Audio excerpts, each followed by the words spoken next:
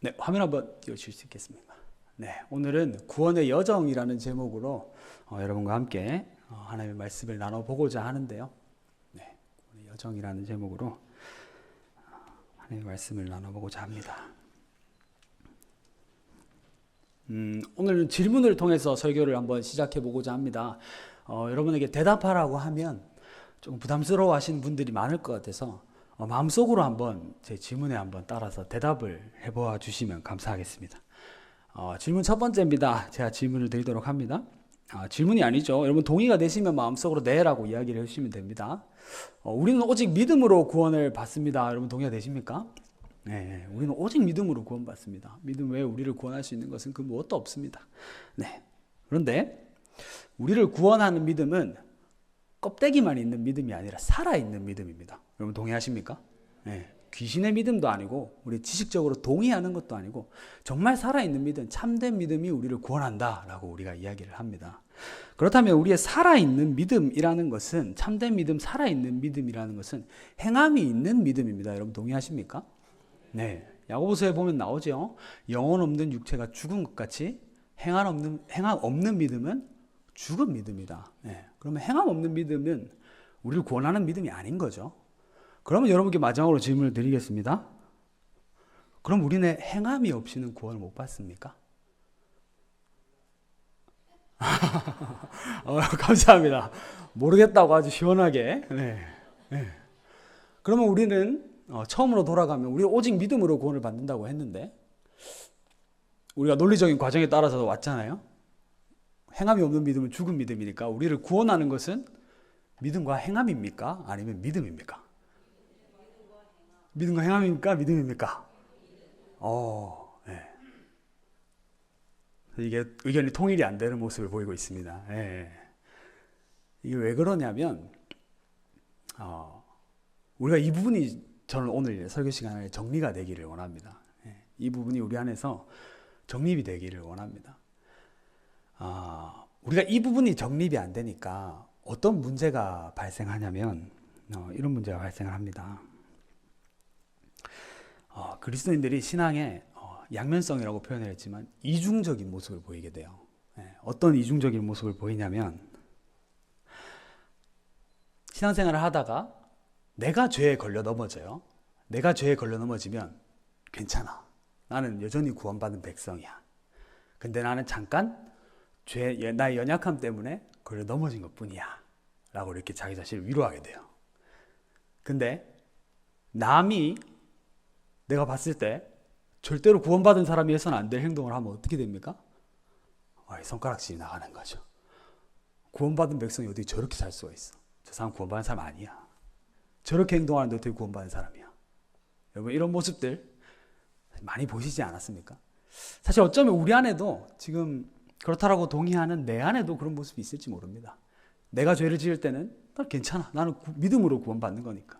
나는 하나님 앞에 오직 믿음으로 의롭다 하심을 얻는 거니까 괜찮고, 남이 잘못하면 행함이 없는 믿음은 죽은 믿음인데 저 사람 구원받는 사람 아니야. 이렇게 손가락질하게 되는 이 요즘 말로 내로남불의 신앙이 돼버리는 거죠. 그래서 우리가 오늘 이 부분이 정립이 되기를 원하는데요. 우리에게 왜 이런 문제가 나타나느냐, 왜 이게 정리가 안 되느냐, 저는 그렇게 생각합니다. 너무 방대한 내용을, 구원이라는 어마어마하게 방대한 내용을 말도 안 되는 한마디로 줄여놨기 때문이라고 생각해요. 확 요약해놨기 때문이라고 생각해요. 구원 가운데는 정말 많은 요소들이 있거든요. 구원의 여정으로 우리가 가는 가운데는 정말 많은 요소를 성경 안에서 이야기를 하는데 우리는 그걸 구원이라는 한마디로 이렇게 요약을 해놨단 말이죠. 저는 그것을 요약하는 신앙의 위험성이라고 이야기를 하고 싶습니다. 제가 학생 때 이제 주일에 설교를 들을 때 제가 학생 때 주일 예배 정말 열심히 참석했습니다. 새벽 예배 참석하고 1부 예배 참석하고 2부 예배 학생 성가대 참석하고 그리고 중고등부 예배 참석하고 그 끝나고 나서 오후 예배 참석하고 그 다음 성경 공부 참석하고 그때는 저녁 예배 있었죠. 저녁 예배 참석하고 저녁 예배 끝나고 기도회까지 하고 집으로 돌아가면 아침 5시에 나왔는데 뭐 11시 12시 돼야 집에 들어가는 이제 그런 주일 일상을 보냈어요. 근데 그런 주일 일상을 보내다 보면 이제 저녁 예배쯤 되면 사람이 지치잖아요. 피곤하고 지치고 하면은 설교를 듣다가 그런 생각을 합니다. 아, 목사님, 그래서 핵심이 뭡니까? 도대체 뭘 말씀하고자 하심입니까? 무엇을 말씀하고 싶으신 겁니까? 요약 좀 해주십시오. 한마디로 정의 좀 해주십시오. 이런 마음이 제 속에 있었어요. 저 어쩌면 앉아있는 성도님들 중에도 지금 육신이 피로하여 전사님, 그래서 결론이 뭡니까? 라고 저에게 묻고 싶은 분들이 있을지도 모르겠다는 생각이 듭니다. 근데 우리가 방금 앞서 살펴보았듯이 요약하는 신앙이 이렇게 위험해요. 함부로 이 많은 내용을 착 요약해서 한마디로 정의하다 보면 우리 신앙이 어느샌가 이상한 방향으로 흘러가고 있습니다. 그래서 여러분, 설교 시간이 길더라도 그 흘러가는 과정을 다 이해하셔야 돼요. 이 말이, 이 결론이 왜 나왔는지 그 맥락이 없으면 우리가 방향을 잃게 됩니다. 이상한 신앙이 우리 안에 자리 잡게 됩니다. 그래서 오늘 우리가 구원의 이 긴 여정을 한번 살펴보기를 원해요. 구원은 도대체 어떻게 시작해서 어떻게 끝나느냐, 도대체 구원이라는 단어 안에는 무슨 과정들이 있느냐에 대해서 우리가 한번 살펴보고자 합니다. 근데 구원에 대해서 설명하는 많은 론들이 있죠. 이론들이 있죠. 근데 여기는 기독교 대한 성결교회잖아요. 그죠? 제가 성결교단에 있어서 다른 교단 구원론을 이야기하는 게 더 이상한 거겠죠. 그래서 제가 성결교단의 구원론을 여러분에게 말씀을 드리고자 합니다. 성결교단이 말하는 구원론이 도대체 무엇인가? 그리고 성결교단의 뿌리가 된다고 말하는 존 웨슬리 목사님이 말한 구원론은 어떤 과정들을 거쳐서 우리가 구원에 이른다고 말하는가에 대해서 우리가 한번 살펴보고자 합니다. 구원의 여정을 사실 시작할 때는 우리가 하나님이 어떤 분인가부터 사실은 살펴봐야 돼요. 근데 그거를 다 살펴보고 가려면 오늘 오후 예배 한 4시쯤 끝날 수도 있기 때문에 제가 하나님에 대한 이야기는 조금 줄이고 인간이 창조된 거기부터 시작을 하려고 합니다. 여러분, 인간은 어떻게 창조되었습니까? 무엇으로 창조되었습니까? 하나님. 정답은 화면에 있습니다. 어떻게 창조됐습니까?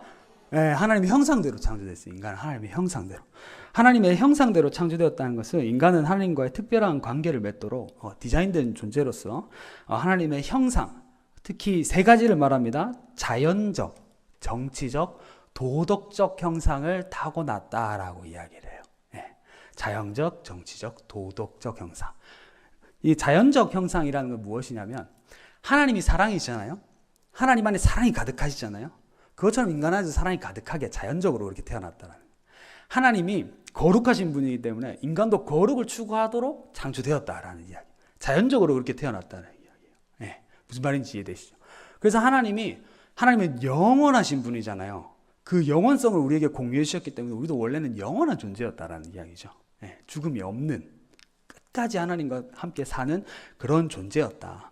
그리고 자연적 형상이 그것이고요. 정치적 형상이 무엇이냐면 하나님은 온 세상을 주관하시고 다스리는 분이세요. 여러분 동의하십니까? 그 하나님께서 자신이 다스려야 될 일들을 우리에게 공유해 주셨다는 거예요. 그래서 창세기에서 이야기하죠. 너희 생육하고 번성하고 뭐해라? 다스려라. 땅에 충만해라 라고 이야기를 했다는 거죠. 근데 우리의 다스림이 우리 안에도 하나님의 성품인 사랑과 거룩과 하나님의 모습으로 우리가 창조됐기 때문에 하나님이 다스리는 것처럼 우리도 다스리는 게 자연스러운 형상이었다는 거예요. 원래 우리는 하나님의 사랑으로 우리도 다스리고 하나님의 거룩으로 이 세상을 다스리는 그런 존재로 자연스럽게 태어났다라는 거죠. 그리고 마지막으로 도덕적 형상은 무엇을 말하는 거냐면요.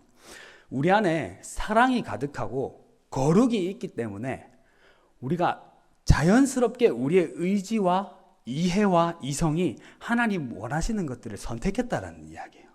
하나님께서 원하시는 것들을 우리가 자연스럽게 선택할 수 있었다라는 거예요. 우리가 선택하는 것들이 다 하나님을 기쁘시게 하는 거고 하나님을 즐겁게 하는 것들을 자연스럽게 선택을 하는 존재였다라는 거죠. 원래 인간은 원래 그런 존재였습니다. 근데 여러분 잘 아시다시피 인간의 형상이 어떻게 됐습니까?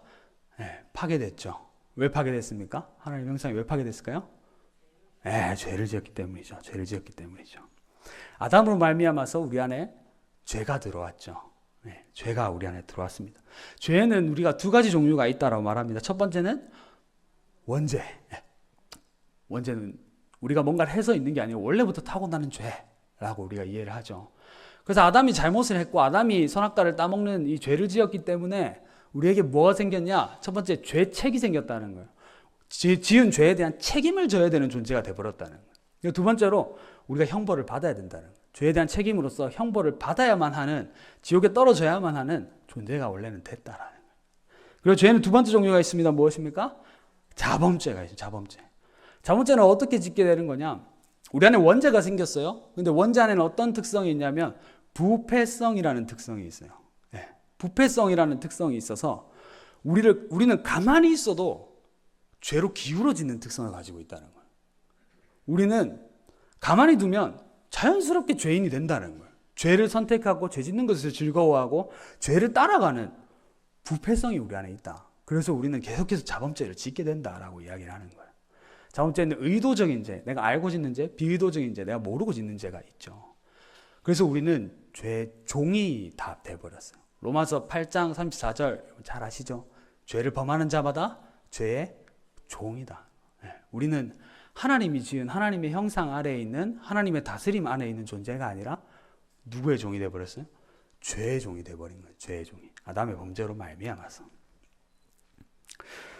그래서 이 죄 때문에 인간은 전적으로 타락했다라고 이야기합니다. 우리 안에 하나님의 것들을 선택할 만한 어떤 선한 것이나 긍정적으로 바라볼 만한 요소가 전혀 없다. 우리는 전적으로 타락했다. 완전히 타락했다. 우리 안에는 하나님을 찾는 일도 없고 하나님의 사랑으로 다가가는 일도 없고 자비가 나타나는 일도 없고 거룩을 추구하는 일도 없다. 우리는 완전히 시체다라고 이야기를 하는 거죠. 하나님의 기뻐하시는 그 어떤 것도 행할 능력이 없는 상태, 전적인 타락이라고 우리가 이야기를 합니다. 하나님의 형상을 잃어버린 인간에 대한 성경의 평가는 이러합니다. 로마서 3장 9절에서 12절. 의인은 없으니 하나도 없다. 깨닫는 이도 없고 하나님을 찾는 이도 없고 아무도 하나님을 기쁘시게 하는 이가 없다. 창세기 6장 5절. 마음에 생각하는 모든 계획이 다 악할 뿐이다. 인간은. 그리고 에베소서 2장 3절에서는 우리는 본질상 너희는 진노의 자식이다. 진노의 자식이다 라는 평가를 받게 되는 것이죠. 이 교리 이야기를 하다 보면 너무나 졸려요. 피곤해요. 그래서 제가 중간에 질문을 하나 가져왔습니다. 여러분, 인간이 전적으로 타락한 존재라는 것을 여러분 동의하십니까? 인간 안에는 어떤 선한 것도 없고 구원받을 만한 능력도 없고 착한 행위도 없습니다. 여러분 동의하십니까? 근데 우리가 인생을 살아가다 보면 이상한 사람들이 한 번씩 있지 않습니까? 교회 안 다니는데 산다는 게 뭘까를 고민하고 내가 왜 사는 걸까에 대해 궁금해하고 하나님이라는 존재는 뭘까에 대해서 스스로 궁금해하는 이들을 여러분 만나보신 적 없습니까? 저는 있습니다. 저는 있어요. 누가 그랬냐? 제가 그랬습니다. 제가 그랬습니다. 여러분도 만나보셨네요. 제가 어릴 때 인생에서 가장 어릴 때 첫 번째 기억이 뭐냐면 가장 어릴 때는 아니네요. 그냥 유치원쯤 됐던 것 같아요. 유치원쯤에 저희 집에 침대가 없어서 이렇게 옥색 농 안에 제가 이불을 어머니께서 이렇게 쌓아 놓으셨는데 거기 침대 삼아서 이렇게 들어가서 누워 있었어요. 거기 들어가서 누워가지고 천장을 바라보면서 이렇게 있었는데 어머니가 제 증언이 아니라 어머니가 그랬어요. 어머니가 너 뭐해? 라고 하니까 엄마 하나님은 인간을 왜 창조하셨어? 라고 물었다는 거예요. 엄마한테. 유치원짜리 애가. 그런 일이 있었지만 여러분 성인이 돼서도 그런 사람들 만나보신 적 있지 않습니까? 인생에 대해 질문하고 하나님의 존재에 대해서 궁금해하고 인간은 왜 태어나서 왜 살게 되는 거야? 어디를 향해 가는 걸까? 이런 것들 궁금해하는 존재들 보지 않았습니까? 또 기독교 신앙인이 아닌데 분명히 기독교 신앙이 없는데 이웃을 사랑하고 하나님이 원하시는 어떤 선한 일들을 행해 나가는 사람들을 보신 적이 없으십니까? 물론 하나님을 만나지 않은 상태, 믿음이 없는 상태에서 행하는 일들이 절대 선할 수 없다라고 이야기하면 그렇지만 하나님께서 사랑을 가지시고 거룩하신 존재인 것처럼 자기 자신도 신앙이 없는데도 죄 지으면 안 살려 하고 사랑을 하며 살려고 하고 봉사하며 살려고 하는 존재들을 여러분 만나보신 적이 없으십니까? 저는 많이 만나본 것 같아요. 그게 왜 있을까요? 우리가 전적으로 진짜로 타락을 했다라고 이야기를 하잖아요. 그러면 그런 사람들이 없어야 되잖아요. 스스로 하나님을 찾는 존재도 없어야 되고 스스로 하나님에 대해서 궁금해하는 존재도 없어야 되고 선을 행하면 사는 사람도 없어야 되고 사랑을 베풀면 사는 사람도 없어야 되는데 기독교 복음이 들어가기 전에도 그런 일들을 행하는 하나님이 기뻐하시는 어떤 선한 일들을 행하는 사람들이 분명히 이 세상에 있다는 말이죠. 왜 있을까? 전적으로 다 타락했는데 모든 인류는. 그에 대해서 두 가지 이야기가 있죠. 어떤 교단에서는 하나님께서 택하신 자들이다. 하나님께서 구원하기로 택하신 자들을 하나님께서 이끌고 계시기 때문에 강제로 하나님께서 끌고 가시고 있기 때문에 그런 일들이 일어나는 거다라고 이야기하는 곳이 있고, 우리 성결 교단은 뭐라고 이야기를 하냐면 선행하는 은총이 있었다라고 이야기를 합니다. 선행 은총 교리라고 우리가 이걸 이야기를 해요. 선행하는 은총이 무엇이냐? 말 그대로입니다. 하나님의 선행적 이끄심. 요한복음 6장 44절에 보면 예수님께서 이렇게 말씀하십니다. 아버지께서 내게로 이끌지 아니하시면 아무도 내게로 올 수 없다. 아버지께서, 하나님께서 인간들을 이끌고 계시다는 거예요. 끌고 가고 계시다는 거예요. 인간들 부르고 계시다는 거예요. 선행하는 은총으로 우리를 부르고 계시다는 거예요. 그러니까 요한복음 1장 9절에서는 이 은총은 모든 사람에게 비추는 빛이다. 각 사람에게 비추는 빛이 있었나니 라고 이야기를 하는데, 그것은 모든 사람에게 개개인별로 다 주어지는 은총이다, 빛이다 라고 이야기를 하는 거예요. 그래서 마태복음 5장 45절에 보면 하나님은 선인에게나 악인에게나 똑같이 비를 내리시는 분이다. 하나님의 성품이 그러하다는 거예요. 그래서 모든 인간에게 하나님은 은총을 베풀고 계시다는 거예요. 구원의 자리로 나아오라고, 구원으로 너희가 다가오라고 부르고 계시다는 거예요. 하나님, 우리가 구원받지 못하는 것은요, 하나님이 은총을 베풀지 않아서가 아닙니다. 하나님이 부르지 않았기 때문에 구원받지 못한다라고 이야기하는 거 절대 동의할 수 없습니다. 저는 하나님은 선인에게나 악인에게나 모든 사람을 구원하기를 원하십니다.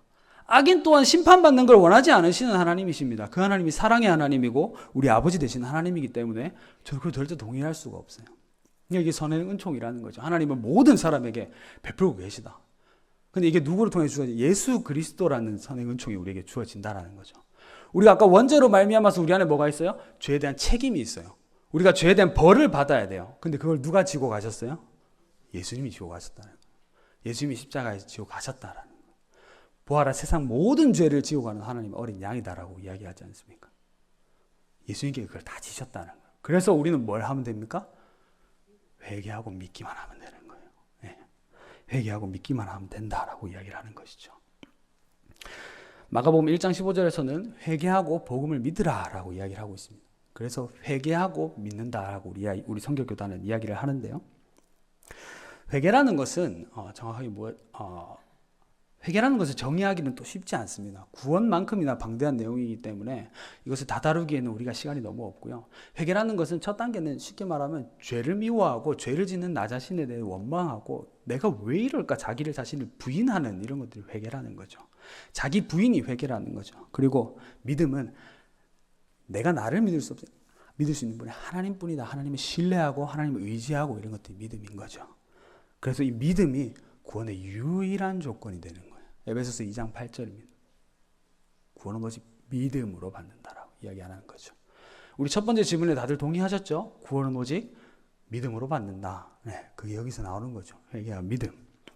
예수 그리스도를 통해서 이 과정에서 무엇이냐면 죄에 대한 책임과 형벌이 우리에게서 지워지게 되는 거죠. 예수님을 믿게 될 때 즉시 그것이 지워진다라고 이야기하는 거죠. 그래서 거의 같은 시간에 동시에 일어나는 일이지만 순서상 우리 교단이 나누어 놓은 건데, 회개와 믿음 뒤에 무슨 일이 일어나냐? 중생이라는 단계가 일어난다. 거듭남이라는 단계가 일어난다라는 거예요. 이 거듭남의 단계에서 우리의 자범죄가 소멸되고, 이때까지 우리가 잘못해왔던 죄들이 다 소멸되고 회개하고 믿었기 때문에 소멸이 되고, 이 과정은 성화의 시작이라고 이야기하는데, 이 중생 안에는 세 가지 포인트가 있습니다. 첫 번째 뭐냐면 칭의라고 이야기합니다. 이것은 법적인 용어예요. 하나님이 두드리시는 거예요. 너희는 이제 의인이다. 내가 너희를 의롭다 칭해 주겠다라고 말하는 것이 이 칭의라는 거예요. 로마서 4장 5절에 보면 경건치 않은 자들을 의롭다 하셨다라고 이야기를 한다. 우리가 경건치 않아요. 우리가 하나님께 회개하고 믿었지만 여전히 우리 안에는 죄의 부패성이 있고 죄로 기울어지는 원죄의 문제들이 있고 죄의 뿌리들이 있단 말이에요. 우리가 의로워서 우리를 의롭다 칭해 주시는 게 아니라, 우리가 경건해서 하나님의 뜻대로 잘 살아서 우리를 의롭다 칭해 주시는 게 아니라, 하나님이 그냥 경건하지 않은 자들을 의롭다 칭해 주시는 은총이 칭의의 은총이라고 우리가 이야기를 하는 겁니다. 그리고 두 번째는 신생이 있습니다. 신생. 니고데모의 사건 여러분 기억하시죠? 사람이 어떻게 다시 태어날 수 있습니까? 엄마 뱃속에 어떻게 다시 들어갈 수 있습니까? 라고 묻는 그 사건을 여러분 기억하시죠? 그 사건이 신생이에요. 신생. 예수님께서 말씀하시죠. 물과 성령으로 거듭나야 된다. 다시 태어나야 된다. 그래서 고린도후서 5장 17절을 보면 누구든지 그리스도 안에 있으면 새로운 피조물이라 이전 것은 지나갔으니 보라 새 것이 되었도다. 우리 새롭게 태어났다라는 거예요. 이 중생의 과정 안에서 우리가 이전까지 죄를 짓기를 좋아했던, 죄를 즐거워했던 그것은 완전히 사라지고 새롭게 태어난다는 거예요. 새롭게. 신생 새롭게 태어난다는 거예요. 과거의 죄들이 완전히 소멸되는 상태를 이야기하는 거죠. 그리고 세 번째, 양자의 사건이 일어나는 거예요. 양자 사건이 무엇이냐면 아들들이 되게 하는 사건이에요. 더 이상 너희가 죄를 짓는 죄의 종이 아니라 내 아들이다. 너희는 내 아들이다 라고 불러주시는 거예요. 칭의가 우리를 법적으로 우리를 하나님의 것을 소유로 선언하는 사건이었다면 양자는 우리가 잃어버렸던 권세를 회복해 주는 거예요. 하나님 아버지께 우리가 기도할 수 있고 아버지께 우리가 요구할 수 있고 구할 수 있는 이 권세들이 우리에게 회복이 되는 사건이 양자의 사건이라는 것이죠. 이 중생이라는 한 사건 안에 사실 칭의와 신생과 양자가 한 번에 일어나지만 우리가 편의상 성경 요단에서는 구별을 해놓은 거예요. 구별을 해놓은 거. 우리가 중생이라는 과정까지 지금 살펴봤습니다. 살펴보았는데 우리 안에 굉장히 큰 문제가 이제 여기서 등장을 합니다. 무엇이냐면 많은 그리스도인들이 성도님들이 여기서 구원이 끝났다라고 생각을 해요. 우리는 이미 과거에 구원을 다 받았어. 다 받았어. 그래서 이 땅에서의 삶은 구원과는 상관없는 회색지대가 되어버리는 문제가 확 발생합니다. 여러분 구원이 끝났습니까? 저는 중학교 때 하나님 믿었습니다. 중학교 때 하나님 영접했습니다. 회개하고 믿었습니다. 정말 말로 다 표현할 수 없는 저만이 알고 있는 어떤 신앙적인 경험을 했습니다. 그럼 저는 그때 이제 구원됐고 그 이후에 내 삶은 구원과 아무런 관계도 없는 겁니까? 교육에 대한 성결교회는 절대 그렇지 않다라고 이야기를 하는 거예요. 여러 교단들에서는 그렇게 이야기를 하기도 합니다. 우리가 이 다음에 성화해야 되는 것, 성결해야 되는 것은 우리가 구원받은 것에 대한 감사함의 표현으로 나오는 거다라고 이야기를 합니다. 그래서 이제 그렇게 살지 않는 사람은 거꾸로 돌아가서 애초에 중생하는 믿음을 바르게 받은 자들이 아닐 수 있다라고 이야기를 해요. 근데 저희 교단은 조금 더 강하게 이야기합니다. 구원의 이 배가 잘 가다가 파선하는 일이 일어날 수 있다라고 이야기하는 거예요. 우리가 구원 열차에 올라타서 잘 가다가 내려버리는 일이 일어날 수 있다라는 거예요. 무슨 이야기냐? 우선 성화, 성결이 무엇인가에 대해서 우리가 한번 정의해 보도록 합니다. 성화, 성결을 이야기할 때 우리가 예수 그리스도를 닮아가는 것이다. 거룩한 모습으로 변화되는 것이다 라고 이야기를 많이 해요. 성화한다. 거룩한 모습으로 변화되어 간다. 그 예수 그리스도를 닮아간다라는 것은 무엇이냐? 하나님의 형상을 회복하는 것이다. 골로새서 1장 15절에 보면 그는 하나님의 형상이다라고 이야기를 해요. 여기서 그가 예수님입니다. 예수님은 하나님의 형상이다라는 거예요. 그래서 우리가 예수님을 닮아간다는 것은 우리가 제일 처음으로 다시 돌아가는 거예요. 뭐예요? 우리가 처음 창조받은 그 모습들을 회복해 나가는 과정이라는 거예요. 우리가 처음 창조받은 자연적인 하나님의 형상, 정치적인 하나님의 형상, 도덕적인 하나님의 형상들을 다시 회복해 나가는 과정이라는 거예요. 이 성화, 성결이라는 것. 그래서 이 성결이라는 것은 하나님의 명령입니다. 레위기 19장 20절에서 이렇게 말합니다. 내가 거룩하니 너희도 거룩하라라고 이야기를 합니다. 그리고 베드로전서 1장 15절에 16절에서는 어디까지 이야기하냐면 모든 행실에 거룩하라라고 이야기합니다. 모든 행실에. 마태복음 5장 48절에서는 무엇이라고 이야기합니까? 너희는 온전하라라고 이야기를 해요. 뭐라고 이야기해요? 이게 영어로 번역하면 너희 퍼펙트한 사람들이 다 되라라고 이야기해요. 퍼펙트한 사람. 모든 행실에 퍼펙트한 사람이 되라고 이야기를 합니다. 이게 성화, 성결이라는 거예요. 네. 근데 많은 성도님들이 칭의와 성화를 퉁쳐버려요. 합쳐버려요. 전혀 다른 이야기인데 이걸 합쳐서 생각을 해요. 그래서 우리가 나아가야 되는 것과 하나님께서 전적인 구원으로 부어주신 것들을 이렇게 합쳐버리다 보니까 내 안에서 섞이는 거예요. 정리가 안 되는 거예요. 여러분, 내가 만약 지금 내 삶에 내 인생 가운데에 하나님을 닮아가고 예수님을 닮아가고 하나님의 형상을 회복해 나가는 일들이 내 안에 없다면 어쩌면 나는 구원에 탈선하고 있는 사람일 수도 있는 겁니다. 어쩌면 나의 구원의 배는 가라앉고 있는 걸 수도 있는 겁니다. 여러분 한번 보십시오. 이스라엘 백성들이 애굽에 있었습니다. 애굽에서 노예로 있었습니다. 종살이하고 있었습니다. 근데 하나님이 이스라엘 백성들이 10가지 재앙을 퍼부어 주시면서 구원해 주시죠. 이스라엘 백성들이 뭘 잘했습니까?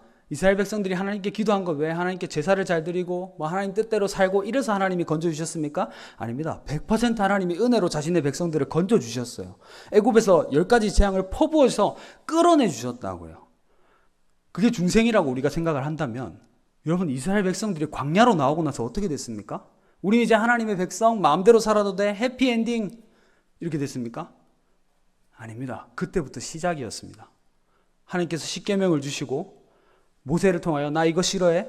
나 이거 좋아해. 너 이거 해야 돼? 너 이거 하지 마. 어마어마한 율법들이 그때부터 쏟아지기 시작한 건 아닙니까? 그게 성화의 과정이라는 거예요. 중생이 있고 나서 하나님의 건져내심이 있고 나서 바로 가나안이 아니라는 거예요.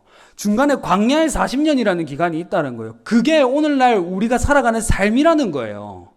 그 과정 가운데 하나님을 닮아가려 하고 하나님 뜻대로 살려고 하고 하나님의 교회에 헌신하고 봉사하고 충성하는 일들이 내 삶에 일어나지 않으면 이스라엘 백성들 1차로 나온 이스라엘 백성들 가나안 땅으로 다 들어갔습니까? 못 들어갔습니다. 분명한 탈락이 있다라는 거예요. 분명히 우리가 구원의 스텝을 걸어야 하는데 걷지 않으면 우리가 정말 구원받은 사람이 맞을까? 내가 구원의 길을 올바로 걷고 있는 것일까? 고민하고 돌아봐야 한다는 거예요. 내 믿음이 파손하고 있는 것은 아닐까? 탈선하고 있는 것은 아닐까? 돌아봐야 한다는 거예요. 오늘날 한국교회 안에 확신의 교리라는 것이 조금 잘못되어 있어요. 그래서 내가 굳게 믿고 하나님 아니 나는 하나님이 구원하셨어. 나는 구원받은 사람이야. 이거 이 악물고 우기면 그게 믿음이라고 우리가 잘못 생각하는데 전혀 믿음 아닙니다. 그거. 내 삶에 실제적인 변화들이 있어야 돼요. 내 삶에 실제적으로 예수 그리스도를 닮아가고 하나님의 형상을 회복하기 위한 노력들이 있어야 하고요. 그게 안 되는 것 때문에 괴로워하고 가슴치고 눈물을 흘리는 일들이 있어야 합니다. 그게 없다면 나는 구원받은 성도가 맞는가 돌아봐야 한다는 거예요. 근데 오늘날 그게 없는데도 불구하고 내 삶에 그런 변화들이 없는데도 불구하고 너무 평온해요. 내 영혼 평안해. 나는 죽으면 천국 갈 거니까. 난 이미 구원받은 사람이니까. 나는 믿음으로 구원받으니까. 정말 바울이 그것을 이야기한 것일까요? 정말 우리 성경이 그것을 말하고 있는 것일까요? 우리 자신을 돌아봐야만 합니다. 진지하게 나 자신을 돌아봐야 돼요. 그래서 내 안에 변화되지 않는 사라지지 않는 죄의 뿌리와 부패성과 매일매일 싸우며 기도하며 성령의 능력을 부어주십시오. 구해야만 하는 거예요. 저는 우리가 정말 변화될 수 있다고 믿습니다. 성령의 능력으로 변화될 수 있다고 믿습니다. 내 힘과 내 능력이 아니에요. 성령의 능력으로 변화될 수 있다고 믿습니다. 우리의 영성이 아니에요. 성령의 충만을 통해 가능하다고 믿습니다. 그래서 우리는 매일매일 성령 충만을 구해야 된다고 저는 생각합니다. 정말 그렇게 생각합니다. 여러분 그래서 이게 정리가 좀 되시면 좋겠어요. 행위 구원을 말하는 게 아니에요. 구원의 시작과 구원의 끝은 하나님께서 다 하세요. 우리가 뭘 잘해서 선행 은총을 받았습니까? 아닙니다. 오직 하나님이 우리를 사랑해서 일방적으로 주신 거예요. 그리고 영화에 이르기까지 하나님이 다 하신다는 거예요. 하나님이. 근데 우리가 이 땅에서 살아가는 삶 가운데 하나님의 말씀에 순종하려 하고 하나님의 뜻대로 살아가려 하고 하나님의 뜻대로 사라지지 않는 내 자신의 이 죄성 때문에 괴로워하고 용서되지 않는 이웃의 잘못 때문에 괴로워하고 그런 일들이 있어야 된다는 거예요. 그래서 우리 주기도문 할 때 맨날 이야기하잖아요. 우리가 의문되는 점이 있지 않습니까? 딱 걸리는 점이 있지 않습니까? 우리가 우리에게 잘못한 사람을 용서해 준 것 같이 우리 죄를 용서해 주십시오. 그럼 우리가 용서하면 하나님이 용서해 주시고 우리가 용서 안 하면 하나님 용서 안 해 주시는 겁니까? 이 부분이 안 걸리세요, 여러분? 근데 그렇다는 거예요. 여러분 1만 달란트의 비유 여러분 기억하십니까? 1만 달란트 진 사람이 주인한테 가가지고 빌었어요. 잘못했어요. 이렇게 용서를 구했어요. 그래서 1만 달란트 탕감해 줬어요. 근데 이 탕감받은 사람이 나가서 어떻게 해요? 자신한테 빚 조금 진 사람, 그 사람 용서 안 하고 멱살잡이 하고 있는 거를 누구한테 들켜요? 주인한테 들켰어요. 그래서 어떻게 됩니까? 주인이 그대로 그냥 용서해 줍니까? 아니라는 거예요. 다시 어떻게 해요? 감옥에 집어넣잖아요. 여러분, 은혜 받은 대로 사셔야 됩니다. 삶이 없는 그리스도인은 진짜 그리스도인이 아닙니다. 저는 그래서 교회 안에서 이 자리에서 예배 드리고 찬양팀 하고 성가대 하고 선생님으로 봉사하고 식당에서 섬기고 안내위원 하시고 이런 분들이 정말 구원받은 그리스도인이라고 생각하지, 말만 집에서 온라인 예배 한번 드리고 닫아버리고 일주일 내내 내 마음대로 살다가 또 일주일 뒤에 온라인 예배 드리는 이런 사람, 정말 구원받은 그리스도인일까요? 구원받은 사람이 그렇게 살 수 있을까요? 그렇지 않다라는 거예요. 구원받은 그리스도인이 아니라는 거예요. 우리 하루하루 살아가야 됩니다. 한 스텝 한 스텝 하나님을 닮아가야 돼요. 어제보다 오늘 더 예수님 닮아가야 되고 오늘보다 내일 더 하나님의 형상에 가까워져야만 합니다. 그것이 우리의 인생이에요. 절대 회색지대가 아닙니다. 성경이 수도 없이 말하잖아요. 행하지 않는 거, 이스라엘 백성들이 하나님의 말씀에 순종하지 않는 것 때문에 하나님이 얼마나 많이 진노하시고 얼마나 많이 분노하십니까? 성경에서. 근데 이게 연결이 안 되면, 이 칭의와 이 중생과 성화라는 과정이 우리 안에 정립이 안 되면 그게 다 무시해버린다는 거예요. 나는 구원 받았는데 뭐. 거의 구원파 비슷하게 그런 신앙의 모습을 갖추게 된다는 것이죠. 그 최종적인 구원의 단계입니다. 영화라는 단계, 영화라는 단계는 무엇이냐? 우리 아담이 죄를 지음으로 인해서 타격을 받은 건 우리 개인뿐만이 아니라 이 온 세상이 타격을 받았다는 거예요. 온 세상이. 그래서 이 죄악으로 가득한 이 세상 또한 하나님께서 새롭게 하셔야 된다는 거예요. 그것이 요한 계시록에서 계속 나오는 새 하늘과 새 땅 이야기입니다. 이 신천지게 아닙니다. 이거 기독교 겁니다. 우리 겁니다. 이거. 네, 새 하늘과 새 땅. 하나님께서 새롭게 하시는 그 재림의 때, 그게 최종적인 구원의 완성이라는 거예요. 완성. 여러분, 영화의 단계에 이르기까지